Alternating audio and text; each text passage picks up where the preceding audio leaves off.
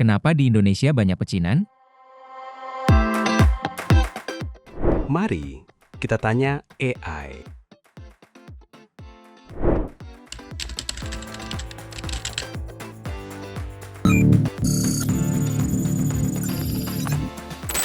Tepat nggak ya jawaban AI?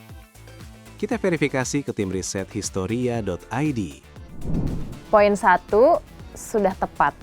Menurut Nurni Wahyu, seorang peneliti Pusat Studi Cina, dalam catatan sejarah, orang-orang Tionghoa pertama kali ke Nusantara sekitar abad ke-7 atau masa dinasti Tang.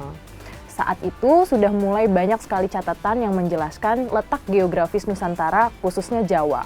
Mereka tidak hanya singgah, tapi juga menetap dan menikah dengan penduduk-penduduk lokal. Berarti nomor 1 sudah tepat. Poin 2 kurang tepat nih, karena AI tidak menyebutkan waktunya dan tidak menjelaskan alasan apa pemerintah kolonial Belanda memisahkan secara wilayah. Sebetulnya, kebijakan pemisahan wilayah atau Weekendstelsel itu sudah terjadi jauh sebelum adanya pecinaan. Menurut sejarawan Mona Lohanda, pemisahan wilayah tersebut itu sudah terjadi pada tahun 1628. Pemisahannya terbagi menjadi wilayah tembok kota dan luar tembok kota. Tujuannya untuk mengamankan wilayah VOC dan mempertahankan perekonomian kolonial Belanda. Baru pada tahun 1740, setelah pembantaian massal etnis warga Tionghoa, pemerintah kolonial Belanda menciptakan pecinaan-pecinaan di beberapa wilayah. Tujuannya untuk mencegah pemberontakan kembali yang dilakukan oleh warga Tionghoa dan juga melakukan konsentrasi karena saat itu perekonomian warga Tionghoa sangat berkembang pesat. Berarti nomor 2 kurang tepat. Poin 3 sudah tepat. Sejak awal abad ke-17, gelombang imigran dari orang-orang Tionghoa itu banyak sekali yang berdatangan ke wilayah Hindia Belanda. Mereka bekerja sebagai buruh, pedagang, dan juga distributor. Karena banyak dari mereka yang bekerja sebagai pedagang, akhirnya wilayah yang ada di sekitar rumah mereka itu dijadikan pasar atau tempat jual beli barang dagangannya. Sebagai pedagang, mereka punya pengalaman dan juga jaringan yang sangat luas di seluruh wilayah Nusantara.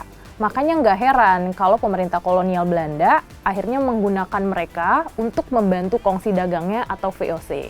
Berarti nomor 3 sudah tepat. Poin 4 sudah tepat.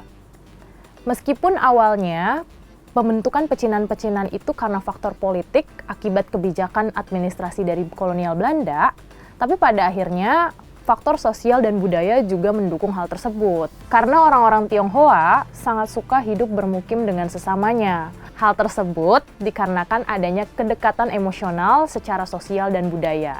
Berarti nomor 4 sudah tepat.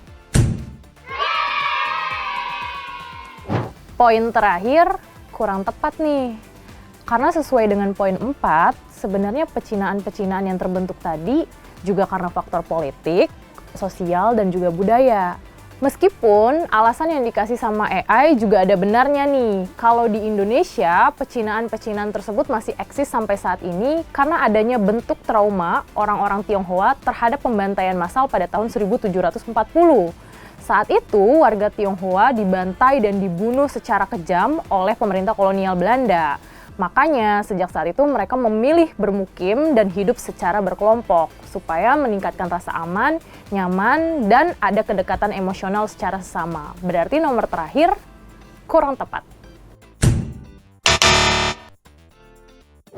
Nah, dari kelima poin yang dikasih sama AI, akhirnya kita tahu nih bagaimana sejarah terbentuknya pecinaan-pecinaan yang masih eksis sampai saat ini.